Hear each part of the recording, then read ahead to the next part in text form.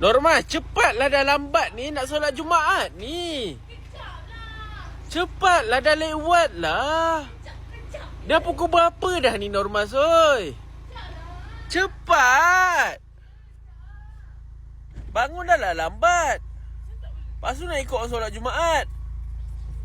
Ni dah lambat macam ni tak payah nak pergi kedai Ma. Balik solat Jumaat terus balik.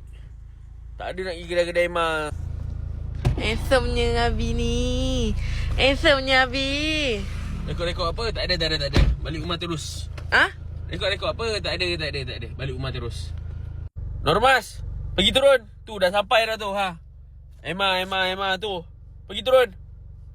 Cepatlah sayang. Normas, pergi turun. Benci lah paksa-paksa macam ni. Ha? Aku baru nak ambil bakul. Dia dah ambil dulu dah ha. Siap buka lagi. Normas, dah bayar belum? Bayarlah dulu baru buka. Inilah saya suka datang hari Jumaat. Nampak? Full barang-barang semua. Nampak? Banyak lagi. Nampak di dalam ni semua. Semua banyak lagi. Ha, nampak ni? Semua full ice cream. Semua apa? Pandailah kau. Abi nak ni macam biasa satu. Nak apa ni? Satu. Kak ni satu kak. Yang Dubai pun satu. Banyaknya yang. Kalau banyak-banyak macam ni baik makan kat rumah. Yelah, sekejap lagi makanlah kat rumah. Ni makan kat sini dulu. Jangan kat rumah nanti. Nanti kita bungkus lah. Hah? Bi, kita kan belum lunch kat alang tu. Nah, makan. Sedap yang laksa ni ha.